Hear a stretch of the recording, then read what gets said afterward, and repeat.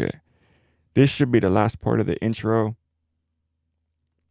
And then I should be able to get into discussing these various ideologies, these political positions. And I already have the people picked out as far as, at least for some of them, as far as who I'm going to discuss, breaking down the ideas of the different proponents of these various ideologies. In this video, I want to go ahead and get straight into discussing these contradictions. Basically, these are catch-22s, if you will, of revolution, of movement building. And these apply universally. This doesn't, like I said before in previous videos, most of this stuff could apply universally, even though that, I'm trying to get specific into Pan-Africanism, socialism, and black movements. This could apply generally. The more specificity you'll probably get when I go over these ideologies, I want to stick mainly to black individuals and ideologies.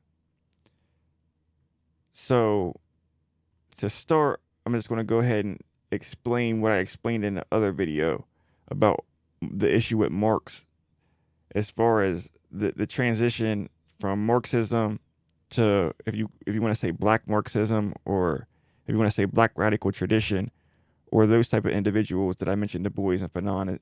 Those are the main two I discussed. And I mentioned it towards the end of that video, but it could be like kind of obscured in how long the video was. But for Marx, if you want to attribute this to him, for him, revolutionary potential was was directly proportional, basically, to proximity to capital. What the view over time developed, that I feel is the correct view, is that the opposite is true. The indirect proportionality between proximity to capital. So people who are closer to capital are less likely to have revolutionary potential. Obviously, the capitalists themselves. And the people farthest away from that are the ones more likely. And this develops certain issues with revolutionary development, especially within the core countries, because a lot more individuals within those countries have that closer proximity through either educational attainment, through jobs, careers, through just indoctrination of the ideas, through media manipulation, through just whatever type of things that they gain over their lifetimes, their experiences. And I'm going to go over some of these. And first, we'll start right here with the first one. So no money, wealth, resources for building.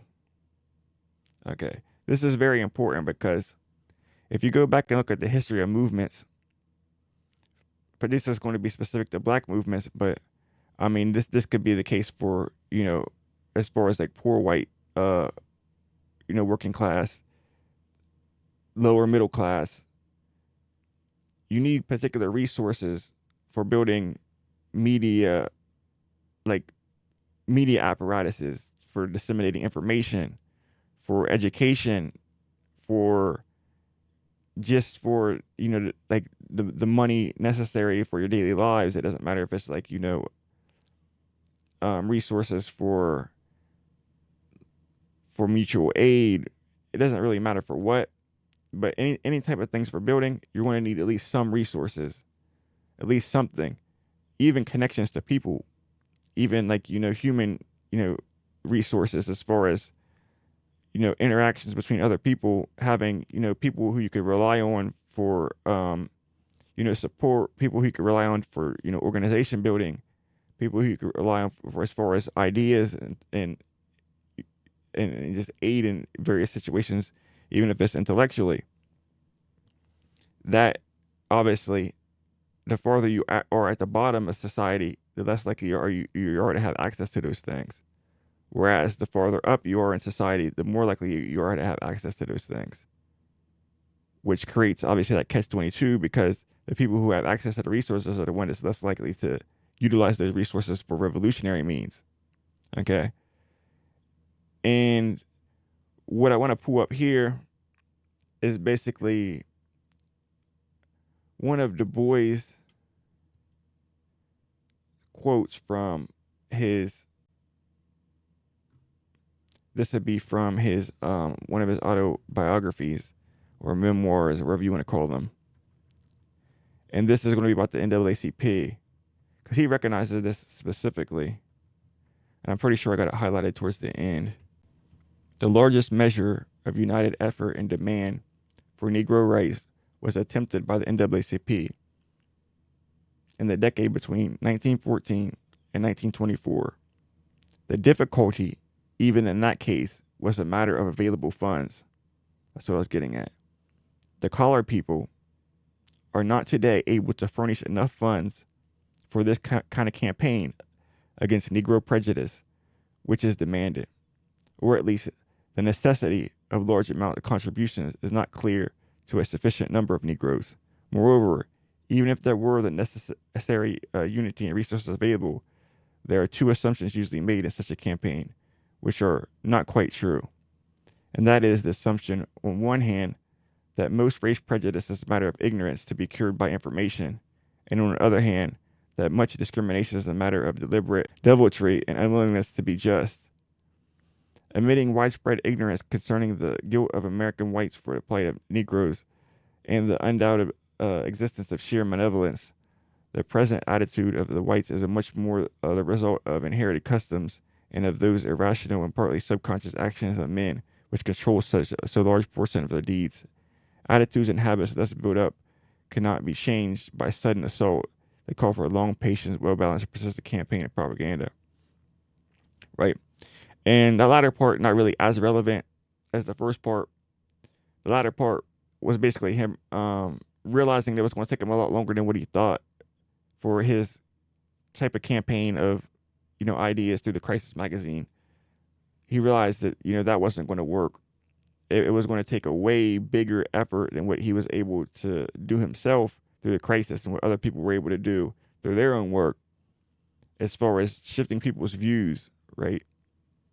And this is that latter part is very important to a certain extent if you want to look at the resources as far as media propaganda. They own so many different companies from so many different, and when I say they, I'm talking about capitalists, I'm talking about the state, I'm talking about the government, I'm talking about those in power. They own so many different resources for disseminating information that we don't have access to. And that's another one of the catch-22 issues, right? So they control the education system. So from K through 12, if you go to a public school or even if you go to one of their private schools, you're getting their information. If you're not homeschooling, you're not getting your own information. If you go to public university or private universities, again, unless you're doing it on your own, you're getting their information, what they want you to learn. If you look at media, and this is social media now too, Twitter, we saw the Twitter files, Facebook, we know this was happening on Facebook, YouTube, we know people's information. If you give the wrong information on YouTube, you're getting pulled. You're getting demonetized. A lot of people's channels are demonetized. A lot of people lost their channels just for discussing the wrong information related to either COVID, certain, conspiracies, certain just ideologies that they didn't want up there. Whatever, and they could find an excuse to either demonetize your channel. My channel's demonetized. Most people, a lot of people, some people have their channels taken down completely. And so that's YouTube. That's, like I said, Twitter, Facebook, obviously Instagram. All the mainstream media, Fox News, MSNBC, CNN, like the regular NBC, Fox, ABCs, was coming from the government, obviously, directly. So, I mean, even music and entertainment is filtered, right?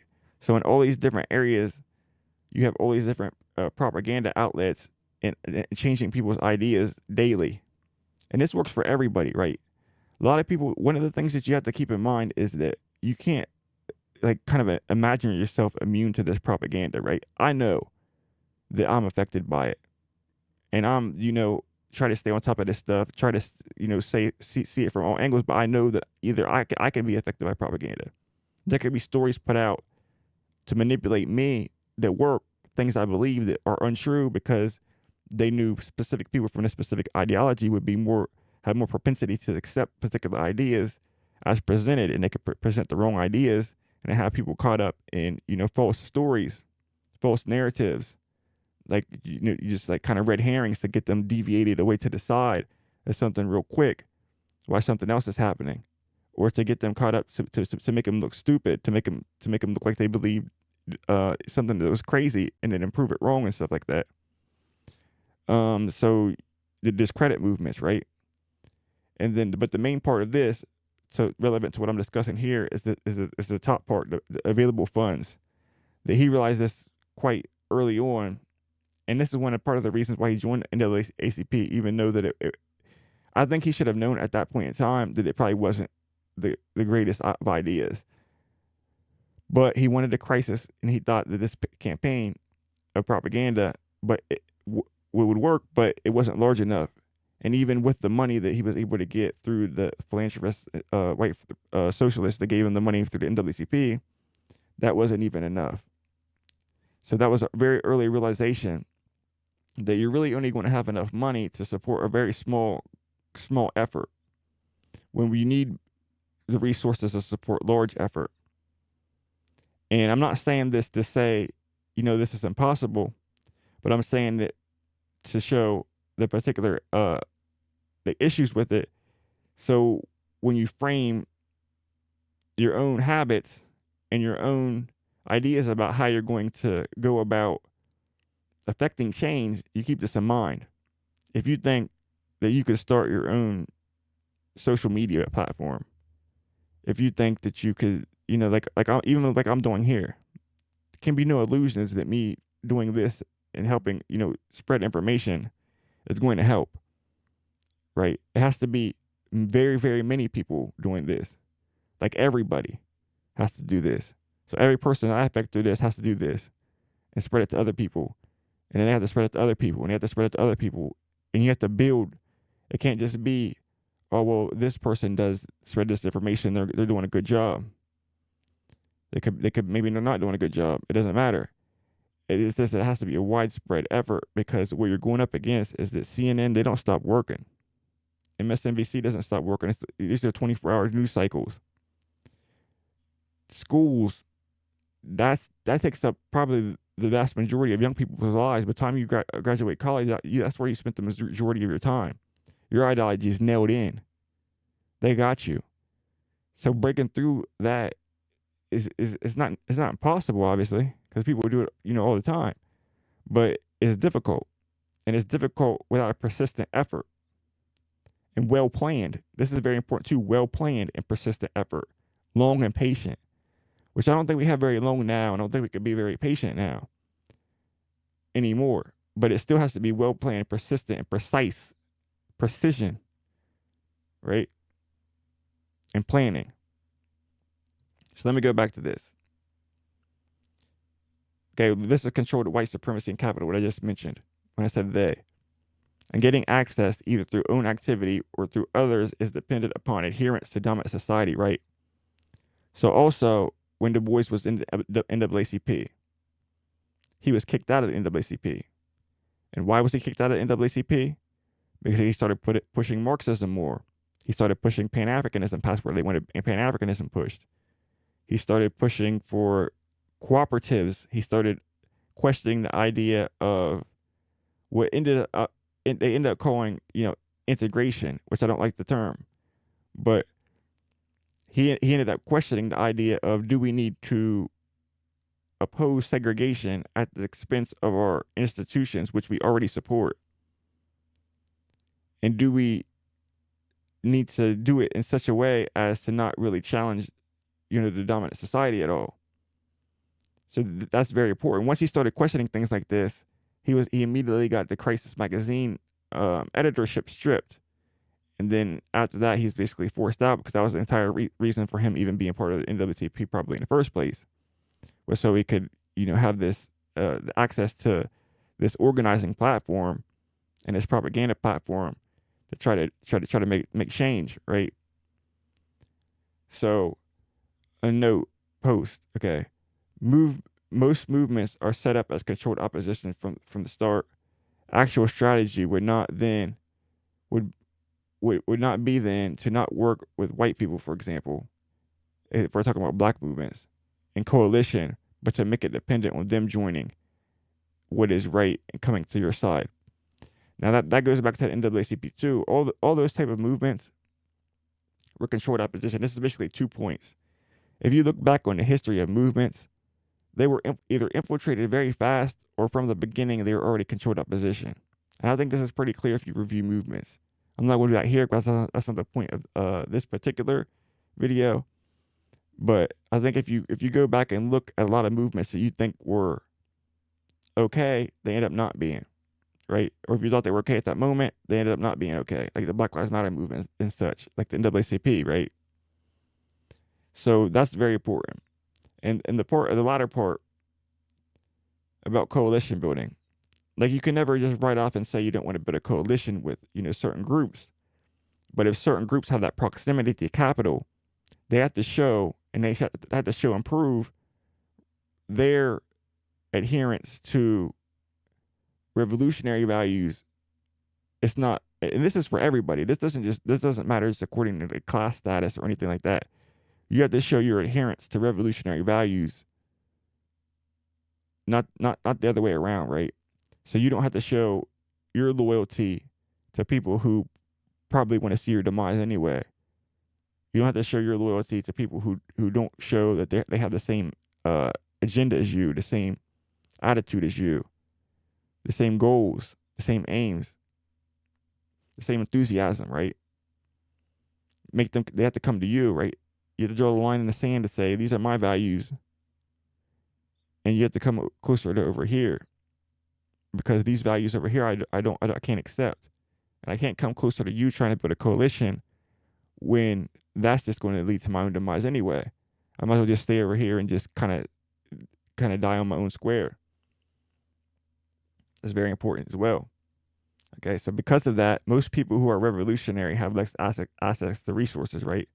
So the people who end up after Du Bois did that, he amended his original framework of after he got kicked out of NAACP. Basically, he amended his framework from that model of utilizing this money through coalition and philanthropy to a model of now we might have to, like I said, when he was questioning the whole ability to just assimilate, right, for the way in which they were going about obtaining civil rights, basically questioning whether what was going to work, what was going to be the strategy, and questioning whether or not, not adhering to particular black institutions was okay.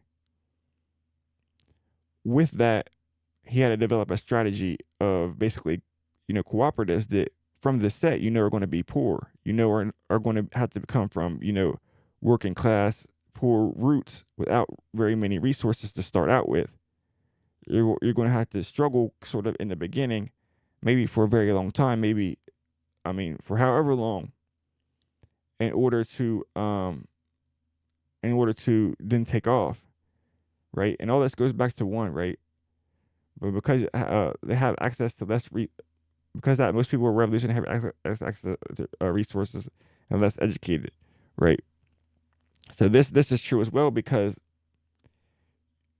if you're poor, right, the social capital, the social status gets passed down.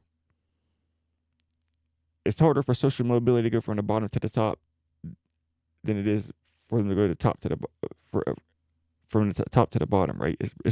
Or I guess both ways, right? So it's hard to be on the top and then fall down, and it's hard to be on the bottom and go up. Social mobility is pretty smooth, right? Except for in the middle where it could be a little bit more precarious. But from the bottom to the top, it's pretty smooth. If you're poor, you're probably going to be generationally poor until that cycle is broken somehow. If you're rich, you're probably going to have that passed down unless, again, that's something just dramatic happens where that cycle is completely broken off. But for most cases, you could pass down that social capital. If you know there's something that your parents did, they had a career, they went to a particular college, you know you could at least do that, usually, right? So the people on the bottom, the people who have less access to the resources, who could be potentially be more revolutionary, don't really have access to much. And this becomes more and more limited over time, right? So in particular periods, you might have had more individuals who were able to get up, but obviously capital is going to shut that down over time, right? They wouldn't have raised the cost of the cost to go to college. So particular people no longer have access to entry. They're going to shore their own stuff up. So there's huge disparities in access to what you need to even move forward, right? There's more technology now, right?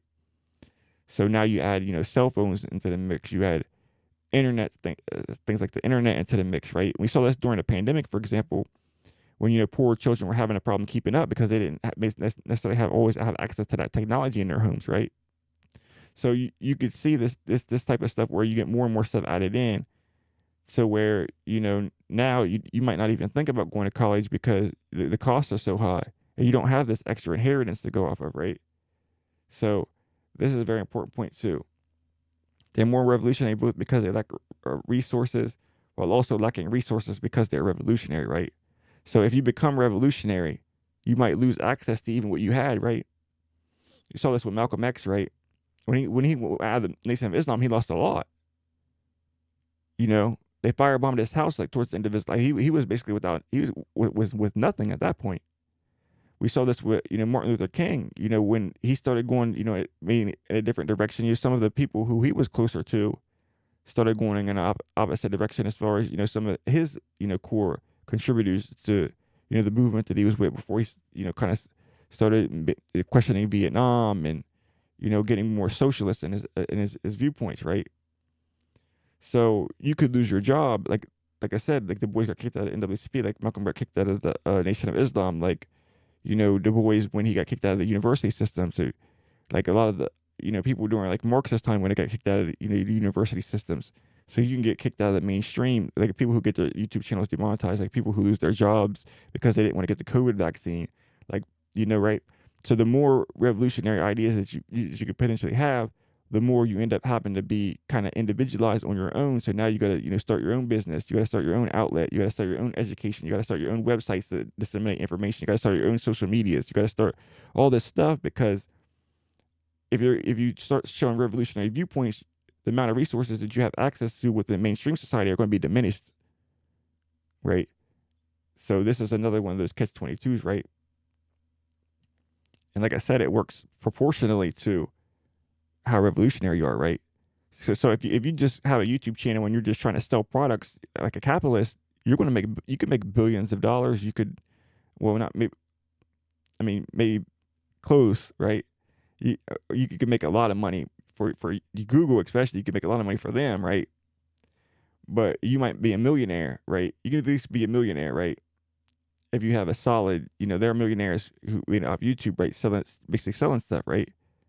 Selling advertising, selling viewership, right?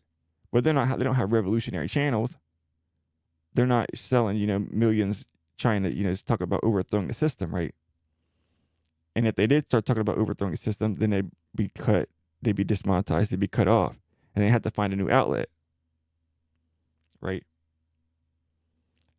Thus, you don't get many people prominent, especially today. Like I said, over time, they're going to adjust and it's going to get worse, who have access even to social media or large audiences and followings. Like I said, you can get your followers cut, you can get shadow banned, all these things we see happening today, right? And this stuff has been happening, in real spaces, right? The professors, who could lose their jobs, get pushed out of the academy. You have, students may get ostracized for even their ideas, right? Or their social position. Or because of like I said, you had a social position in the beginning, so you never were able to achieve a particular status, right? And also, so who have access to even social media and large processing that also have proximity to revolutionary potential, like I mentioned. Within this also, most people who are more educated and have a more complete ideological development and information generally don't make great leaders. Okay, this is sort of a different point. Less popular and tend to be more, what I said, more nerdy, right? Because obviously, If you're into ideas and you're into intellectual, that tends to you tend to have that tends not to attract people who are more militant and are more violent, right? In their approach. But that's not necessarily the case. But I was just saying they tend to be less charismatic, less funny, less sense of humor, awkward, right? There's a certain personality type that struggles on particular topics to a particular degree where they become like expert level where they that's like their thing, where they're known for. If you look at people like like Bobby Fischer in chess, if you look like Albert Einstein, if you look at a Du Bois, if you look at a Marx, if you look at Hegel, if you look at really any of these people that are known for particular like breakthroughs, they're always a particular personality type that is sort of assessed. And sometimes these people could be charismatic. Sometimes these people could be cool, but a lot of times they're introverts too. So even if they are charismatic, even if they are funny, outgoing, sometimes they're very introverted. So that could create other issues, right?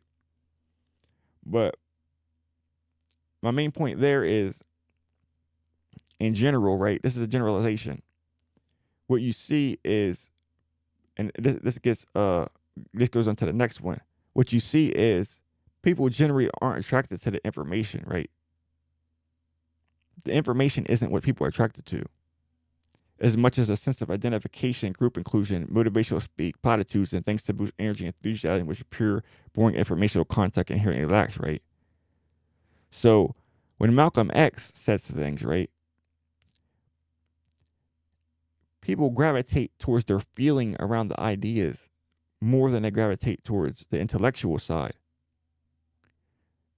They just agree with him, but it doesn't have to be intellectually correct. It doesn't have to be historically accurate. It doesn't have to be theoretically true. It doesn't have to, reflect any type of, path for advancement. It doesn't have to really be even saying anything outside of a truism. But people gravitate it because of the energy, because his enthusiasm, because his speaking abilities, because his demeanor, because of his appearance, because how he commands crowds, because of his wit, right, and the way he speaks, and the way he's able to make analogies and jokes and all this other stuff to get people engaged, right? But ultimately, that doesn't disseminate the proper information that you need to be able to grow intellectually as a movement, as a people, right? And this becomes a problem because then you have someone like Du Bois who has all this information and all this intelligence. He's not going to be the type of person who's going to, and that becomes an issue when you talk about the social capital as far as the human engagement, right? Because if that type of person gets suppressed from these particular movements, it becomes an issue where these people aren't together, right?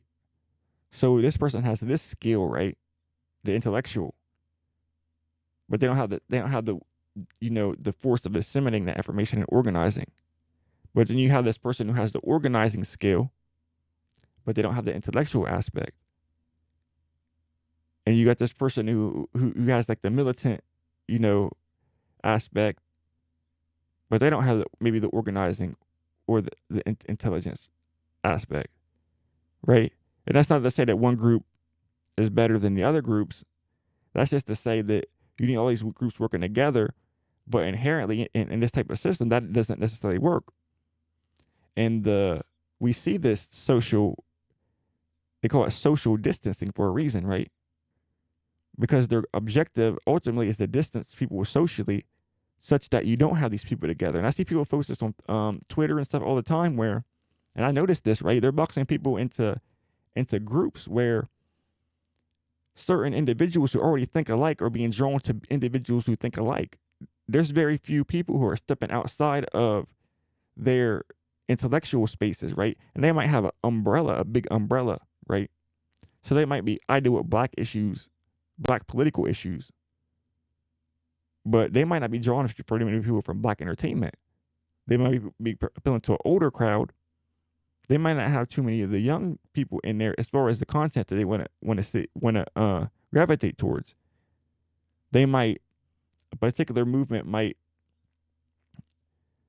gravitate towards those, might have people gravitated towards the movement that are those who are part of academia, but people who might be part of the streets might not want to be part of that, and they might be gravitate towards that. It might be highbrow, like the boy said about the NAACP at one point, right? Like it's a highbrow organization. It's not connected to the grassroots enough. It's not this, that, it's not that enough, right? And we see this, and this gets getting more and more into specificity, right? Even more and more, right? So that might be just something that's just completely dedicated to the marks, ignoring everything else. And this is some of the stuff I mentioned in other videos where people, and once I start getting into the going over the people's ideologies, you'll start seeing that trend where you got people who adhere to a particular ideology and way of thinking that doesn't really necessarily preclude them from working with other people, but just because of the way things function, they end up sitting over here when their ideas are missing something. And by boxing themselves into this particular ideological space, they're, missing, out on this other thing. And these people are missing out on this other thing. And these people are in this same thing. And all these people are socially, alienated from one another. You have this social alienation where there's not, the social is just a group of individuals instead of a social where these individuals are working together and meshing together. Things become isolated and social distance, right? So it is almost an impossibility to get those things working within one individual. We're going back to this, like as far as particular type of individuals, right? So it is almost impossibility to get those things working within one individual. And even if in the rare cases where you do come close to it, it doesn't last because, the major contradictions still exist, right? So when you do get people who come from, more of the class, right? And this is something that was sort of discussed in the last video, but it didn't really get, I don't think I explicitly said, but as far as if you look at like Black Marxism, like I think Cedric Robinson's book, Black Marxism, is one of the things he points out in a book when he talks about, I think it was Richard Wright, maybe, that he uses. I think he uses C.R. James and he uses Du Bois, right? I mean, I could check real quick, but I'm pretty sure that's who he uses. And what you end up getting out of that is he says that, what Wright is able to do that maybe Du Bois and James were not able to do is coming from his class background. And this is something that I'm mentioning here, right? This is one of the points that I'm getting at. That's probably one of the major points. Because of his class background, he was able to have an ideology that was of the working class and not just for the working class, right? And there's different levels to even being for the working class, because a lot of people might say that they're for the working class, but their ideas might not even be connected at all. But they're definitely not even of. And when people come from of the working class, when people are of the working class, a lot of the times what I see, more than not, is those people get pushed back down, right? They have ideas.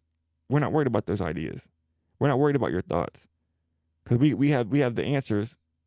This is what it's going to be. You're just a reactionary. But you're talking about being for the working class, but then these people of the working class, and you're not interested anymore. All of a sudden, they're disinformation agents. They're Russian bots. They're, they're government. They're trolls. They're disinformation. They're spreading disinformation. They're uneducated. They're dumb. They're not properly. They don't even read. They don't do this. They don't do that. Right. And it becomes an issue because it goes back to the catch-22, where the people who are in the positions who are not, subject to particular social, political, economic conditions that prevent them from doing particular things, have this other particular ideology where they're pushing those people basically to the bottom, and they're taking their ideological and identity representation of these people, right?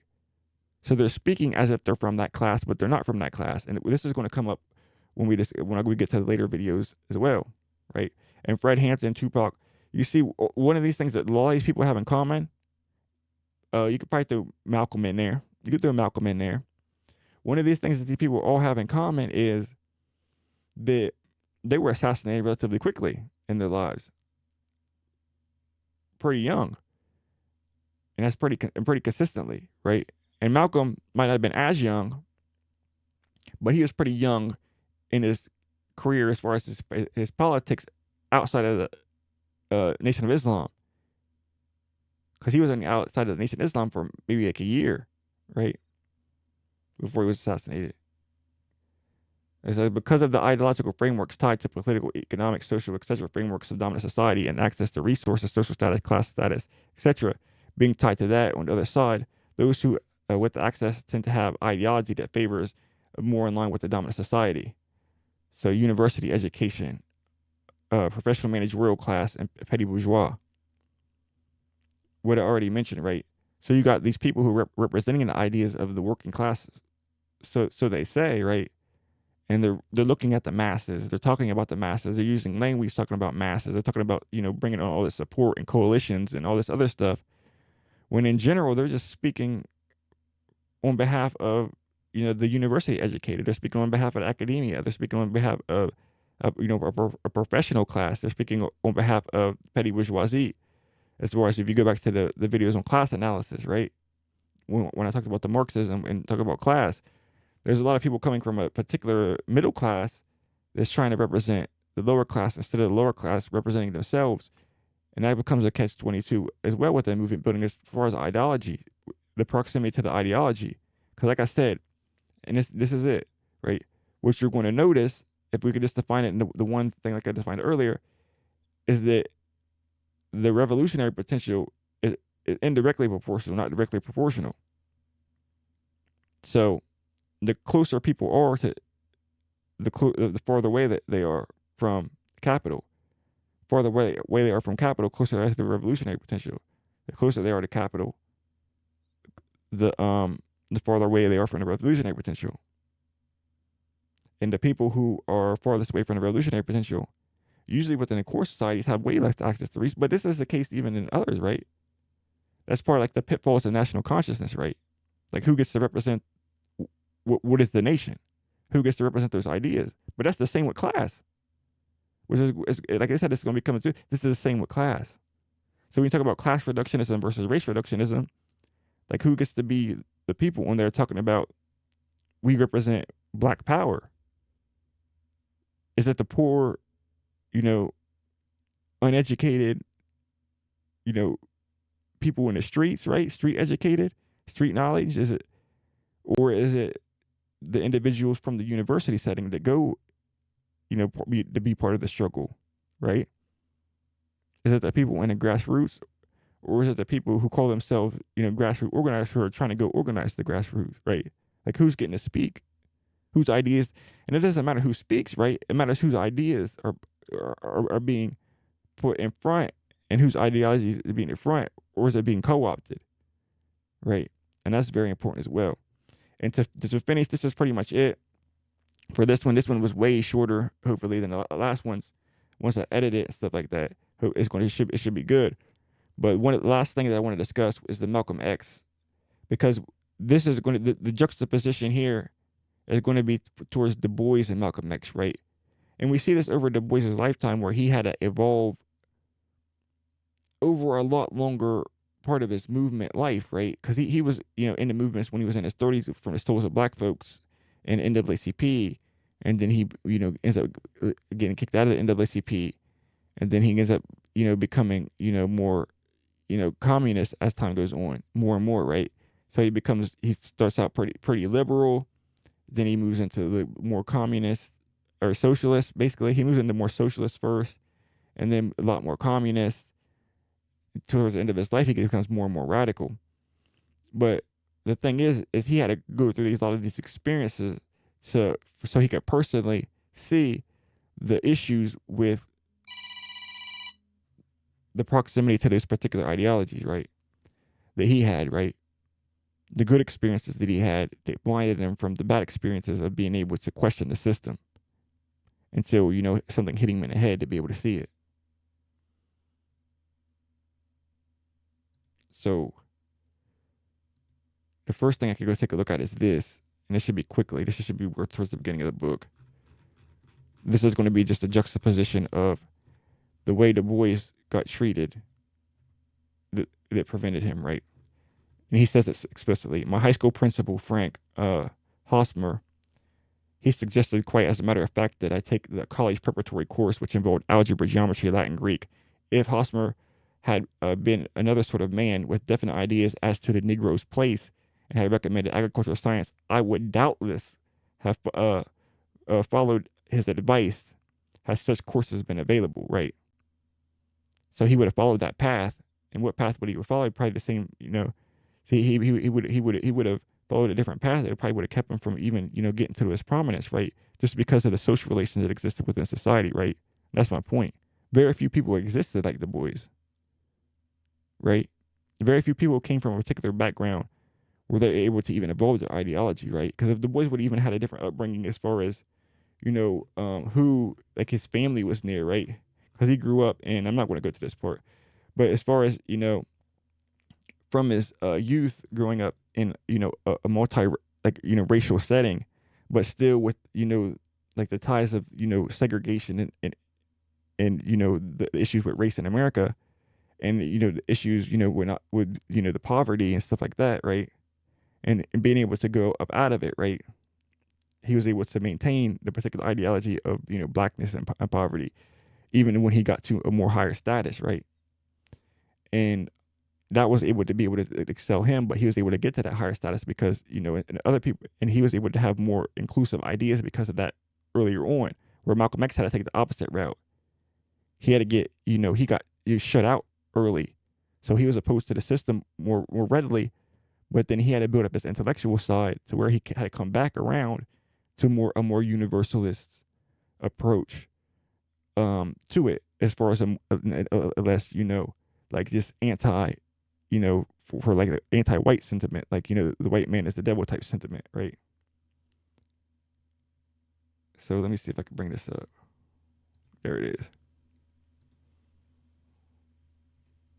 In fact, when he was in the 8th grade, the incident that forced him to drop out of school, embarrassed him, made him feel like he was not important, was when his teacher asked him what he wanted to be when he would grow up. And he said he wanted to be a lawyer, an attorney. And his teacher said to him, Malcolm, you have to be a little more realistic than that, because you can't be that and a nigger at the same time. And what you see there is the way Du Bois was treated by his teacher versus the way Malcolm was treated, and how that changed their life trajectories, right? That's very important to see how psychoanalytic, that's for the psychoanalytic part of this. You have to be able to see how particular treatment and how particular backgrounds of people can affect their ideologies. And that's going to be important moving forward. But this should be good for this video, and I'm going to get straight into the next one. The introduction is finally over, and we're going to get into discussing, the ideas of these particular groups.